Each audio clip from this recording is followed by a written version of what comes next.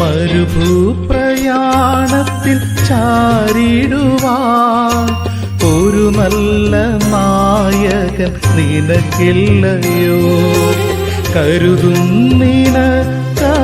വേണ്ടതെല്ലാം, തളരാതെ യാത്ര തുടർന്നിടുക.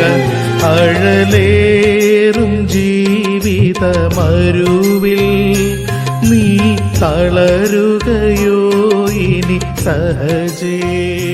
ക്രിസ്തുയേശുവിന്റെ നിസ്തുല്യ നാമത്തിൽ ശുഭസന്ദേശത്തിലേക്ക് സ്വാഗതം. വിശുദ്ധ വേദപുസ്തകത്തിൽ മത്തായി എഴുതിയ സുവിശേഷം 3-ാം അധ്യായം 17-ാം വാക്യത്തിൽ ഇവൻ എന്റെ പ്രിയപുത്രൻ, ഇവനിൽ ഞാൻ പ്രസാദിച്ചിരിക്കുന്നു എന്ന് സ്വർഗത്തിൽ നിന്നൊരു ശബ്ദമുണ്ടായി എന്ന് നാം വായിക്കുന്നു. ഇന്ന് ഈ വചനത്തിൽ നാം ഇവനിൽ എന്ന വാക്കിനെ കുറിച്ച് ചിന്തിക്കാം. ദൈവത്തിന്റെ പ്രസാദത്തിന്റെ ഉറവിടം ആരാണ്? എന്തുകൊണ്ടാണ് ഇവനിൽ പ്രസാദിച്ചിരിക്കുന്നത്? എല്ലാ മനുഷ്യരും ദൈവത്തെ പ്രസാദിപ്പിക്കുവാൻ ആഗ്രഹിക്കുന്നു. വിശ്വാസം കൂടാതെ ആർക്കും ദൈവത്തെ പ്രസാദിപ്പിക്കുവാൻ കഴിയില്ല.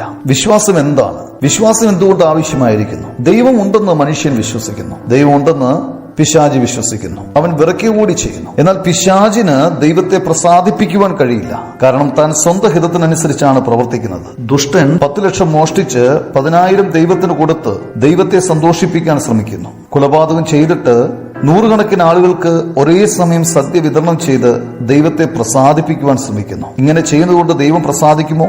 ഇല്ലേ ഇല്ല. ദൈവം കേവലം യേശുക്രിസ്തുവിലാണ് പ്രസാദിക്കുന്നത്. കാരണം യേശുക്രിസ്തുവാണ് മാനവരാശിയുടെ പാപത്തിന്റെ ഭാരം ഏറ്റെടുത്ത് നമുക്ക് വേണ്ടി ക്രൂശിൽ മരിച്ചത്, 3-ാം ദിവസം ഉയർത്തെഴുന്നേറ്റത്. തന്മൂലം മനുഷ്യന് ദൈവവുമായുള്ള നിരപ്പ് സാധിപ്പിക്കുന്നു, ദൈവത്തിൽ നിന്ന് പാപക്ഷമ സാധിപ്പിക്കുന്നു. ഒരുവൻ യേശുക്രിസ്തുവിൽ വിശ്വസിച്ച് അവനെ രക്ഷിതാവും കർത്താവുമായി സ്വീകരിക്കുമ്പോൾ രക്ഷിക്കപ്പെടുവാൻ ഇടയാവുന്നു. അപ്പോൾ ദൈവം അവന്റെ ജീവിതത്തിൽ പ്രസാദിക്കുന്നു. കാരണം അവൻ ദൈവം പ്രസാദിച്ചിരിക്കുന്ന കർത്താവായി യേശുക്രിസ്തുവിൽ വിശ്വസിപ്പാനിടയായി. നിഷ്കളങ്കനും നിരപരാധിയായിരുന്നിട്ടും നമുക്ക് വേണ്ടി യാഗമാക്കപ്പെട്ടവനിലാണ് ദൈവം പ്രസാദിച്ചിരിക്കുന്നത്. ഈ കാര്യങ്ങൾ മനസ്സിലാക്കുവാൻ ദൈവം നിങ്ങളെ സഹായിക്കട്ടെ. ആമേൻ.